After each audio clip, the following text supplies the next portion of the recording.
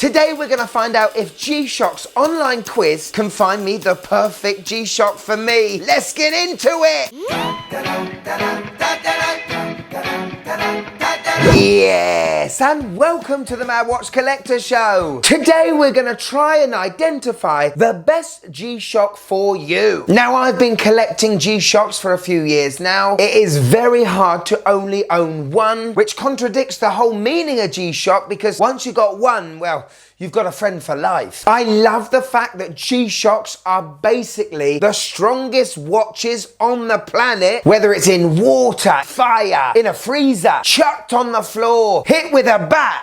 A G-Shock can take anything. Now, yesterday I had a few minutes to peruse the G-Shock's website, and I came across a section which said, "What G-Shock are you?" Take our profiler quiz and answer a few quick questions to find the ideal G-Shock timepiece that matches your style. So I had to do it. What could the questions be? And would G-Shock eventually recommend a watch that I already own? Now, we have to take this quiz with a pinch of salt. We know the game, G-Shock. The results are probably going to be watches that are either new or G-Shock want to shift. Anyway, this is the first time I'm going to do the quiz. I held out for this show. Let's get it started, which is what they asked you to do. Click it.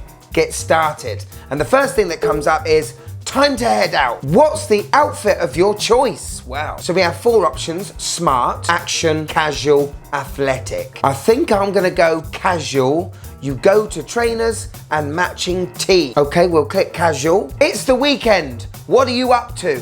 Probably working. Is it exploring, shopping, training, or socializing? Good food, good friends, good vibes, socializing. You're at the cinemas. You're at the cinemas. I'm at several, okay? Waiting in line to watch the latest blockbuster. Probably Ghostbusters, eh? But which one will you choose? Okay, action, sport, adventure, or comedy? I don't think I've ever been to a sports-themed film at a cinema. I'm gonna go action, which is Impossible Missions and Secret Tech. That's cool. What color palette best describes you? Okay, is it bold, subtle, military, or on trend? Well, I like to think I'm a bit trendy, you know? Also, I do like military colors, like drab green. I'm gonna go on trend, which is the latest trending colors, because I'm that type of trendy guy. What tech do you want on your wrist? This is where it could be a bit tricky. First, we got data. GPS, no, don't want that. Step tracking, no. Calorie burning, I need a full report stat. But I'm not that type of G-Shock lover, you know? Tools, do I want a compass, altimeter, and barometer? Essential when exploring. Is it? Don't really want that. I know what G-Shocks you get when you type in all that. You get your range, man.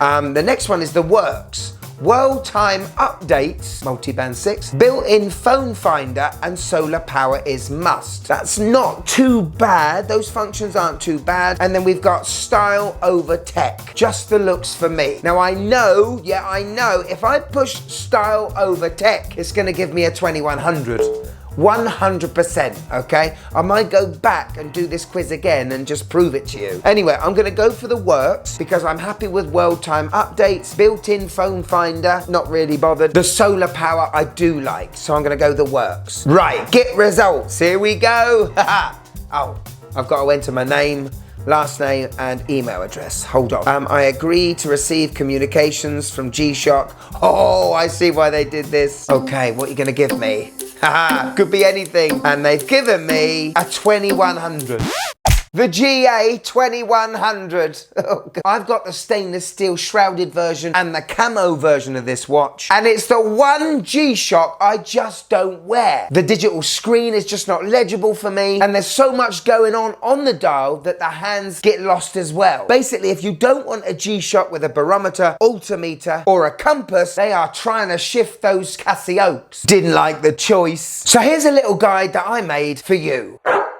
Do you have a physical labouring job where arms get thrown about, vibrations happen, you might get wet, you might get dusty, all you want is a solid watch to tell you the time reliably, then my friend, you are looking for the basic G-Shocks, which I think probably are the best. They are the original square, the DW5600. Other watches I would recommend is the DW5500. If you want a bit of colour and animation to your G-Shocks, where will you go? The DW5900, the DW6900. If you've got more than 60 or 70 pounds to spend, my advice is to go for these watches in an upgraded solar powered movement, which also gives you atomic timing. And for me, the GMW-5610U is probably the best G-Shock. That's my favourite. Could you just click that like button, please? It really helps the channel.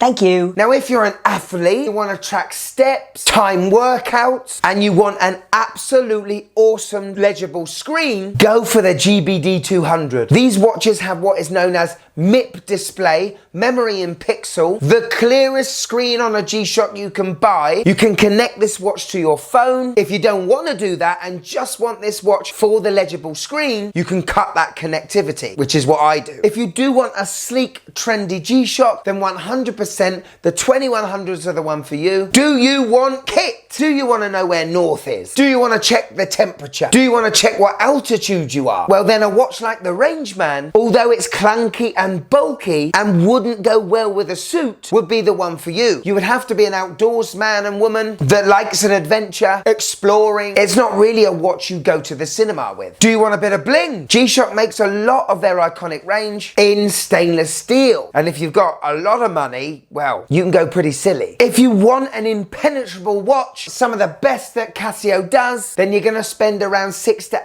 £800 on something like a Mudmaster. Carbon fibre meets stainless steel with all the exploration tech on board. It's just that when you do have a G-Shock with all those complications, they do tend to look a bit ugly. And it's the G-Shocks that have less complications that look nice, which is what I tend to have the most. I'm a dive watch lover, and so at some point I had to own a Frogman. This one celebrated the 30th anniversary of the first one, basically a reissue. And if you are a lover of history with brands, well, Casio do hundreds.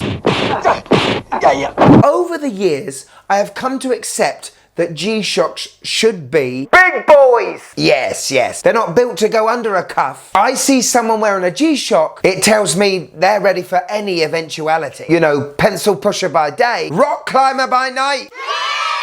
This episode is dedicated to all of you guys that are interested into the world of G-Shock, but don't really know which one to get. Hopefully I've shown you some decent ones from my own collection, but if you have any questions, please ask in the comments below, because there are some amazingly clever G-Shock owners that have subscribed to the Mad Watch Collector channel that will know far more than me. However, the one thing I want you to take away with you today is don't listen to G-Shock. They haven't got a clue what you want. Nor do you! Shut up. Thank you so much for watching this show till the end. If you want a bit more of the Mad Watch Collector, why don't you click there and join? Yeah! Want some merch? Of course you do. Click down there a bit further in the description. But if I've got you for a few more minutes, why don't you click this one?